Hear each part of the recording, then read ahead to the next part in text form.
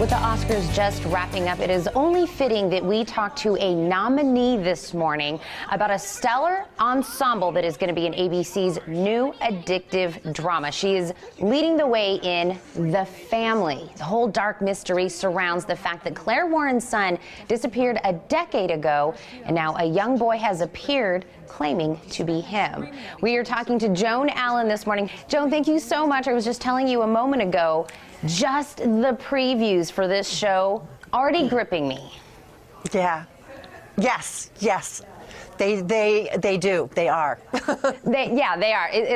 I can't wait to see what happens, but it does. It kind of surrounds the fact that Claire's son Adam disappeared a decade ago, and you have kind of your character has taken all of this fuel from the tragedy, put it into like a political career, which is a whole new level to this onion, and your son appears.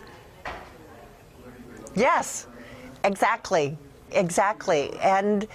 And then it kind of goes from there. And I'm so happy to be reunited, but it's a difficult process. And then the oldest son, Danny, who Zach Gilford plays, just drops a couple things like, "Are you sure that it's him?" And so it really kind of creates within the family, a tremendous amount of, it's very hard to reunify, as joyful as it is. And then Andrew McCarthy's character is the neighbor across the street who had been incarcerated for the crime. And so you track his character because he gets released from prison, and you see, the ramifications of what happens to him. And also the Maine police lieutenant who Margot Bingham plays, she thought she had solved the case, and she actually hadn't, and put a wrong man behind bars for 10 years. So from all these different perspectives, you get a lot of juicy, interesting stuff. Well, Joan, would you say when you have a story like this, like you said, all the different family members are kind of taking this differently. We're going to see, Adam's story and him coming back. And I know in the previews, I see him kind of watching old family videos and things like that. Is it kind of a balance on how much you give us each episode, how much gets revealed, the big bombshells? I know we're going to have tons of those, throughout the first season, but it's kind of like a balancing act, right?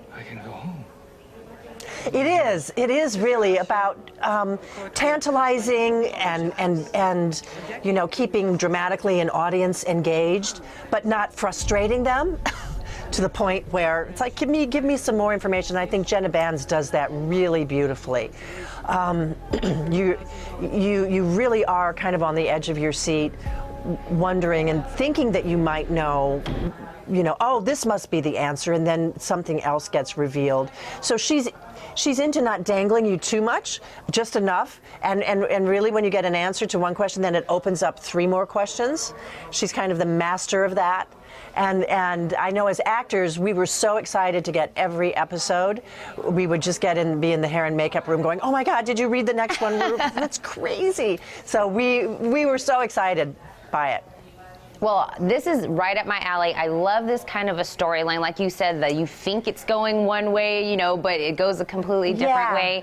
That's my kind of show. So I know I'm going to want to watch this from the very beginning so I can catch every little nuance in there. Great. And, your character, Claire, as I was saying at the beginning, kind of took the tragedy and kind of refueled, her political, I guess, attention. Was that kind of like a way she used that to kind of fill the hole of where Adam was? Do you think that's how you took on that character? I really did, Tina. I thought that, when you see 10 years in the past, the day that the boy, the youngest son, was abducted, she's sort of putting her, trying to be a city council person.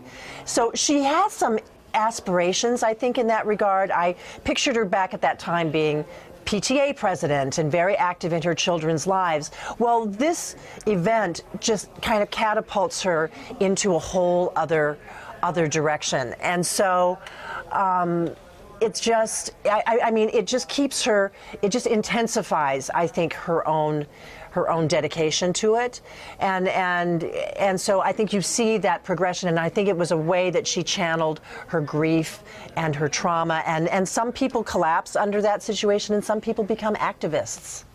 Well, I know, Joan, you cannot And I think that's one thing that she's done. I know you can't tell me a lot. I know you can't, but I want you to. So I can't wait for the special premiere that we're doing. So I want to thank you. Well, that's good. I know, but I want to thank you so much. But I can't wait for the premiere. But, you know, we'll talk again later on. And after this, the previews have already got me hooked. So thank you so much for stopping in with us.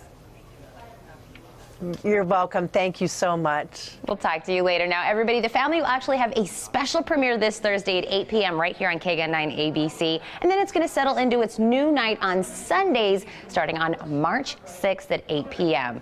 Stay where you guys are. We'll be right back.